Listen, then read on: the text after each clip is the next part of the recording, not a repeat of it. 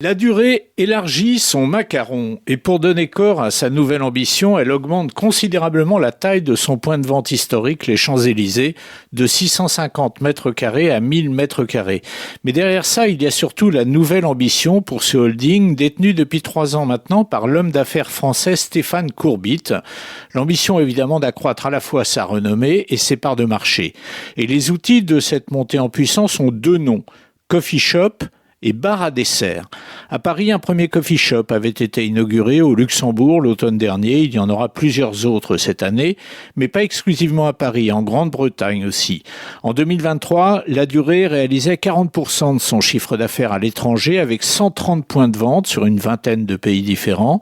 Dans son viseur aujourd'hui, 5 pays estime-t-elle majeurs pour son développement, la Chine, la Corée, l'Italie, l'Espagne et les États-Unis. Croître en s'étendant donc, mais aussi en innovant, en créant de nouveaux produits susceptibles, dans ces périodes de forts changements, de changer certaines habitudes alimentaires. Sur les traces du biscuit sans gluten qui avait fait son apparition l'an dernier, Stéphane Courbit, peu réputé pour avoir les 2 pieds dans le même sabot, va aussi mettre un gros coup d'accélérateur sur la communication, notamment sur les réseaux sociaux, faire en sorte que La Durée s'échappe peu à peu de son image parisienne, trop parisienne, en grandissant, mais en permettant aussi à de multiples jeunes qui veulent à la fois être pâtissiers et vivre à l'étranger, en leur permettant de le faire, née en 1862, mais toujours citoyenne La Durée.